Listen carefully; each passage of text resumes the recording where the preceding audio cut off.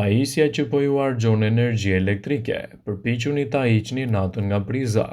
Ky është një aparat i vogël që të gjithë e kemi në shtëpi, por pa u zbrazur xhepat në fund të muajit nuk ju le. Pajisja që ju furnizon me internet ose siç njihet ndryshe ruteri ose modemi, është aparati që harxhon më shumë energji elektrike, sidomos në gjendjen stand-by.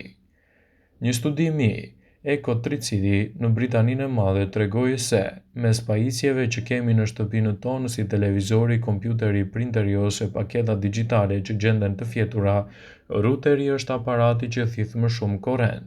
Nga kërkimet rezultoi se pajisjet e internetit dhe pse jo, që gjenden në punë harxhojnë rreth 28 euro në vit, më shumë nga të gjitha aparatet e tjera. Për këtë arsye, ekspertët rekomandojnë që gjatë kohës që nuk e përdorni ta hiqni nga priza ose ta fikni, në mënyrë që në fund të muajit të keni kursyer edhe diçka më shumë për të ardhurat tuaja.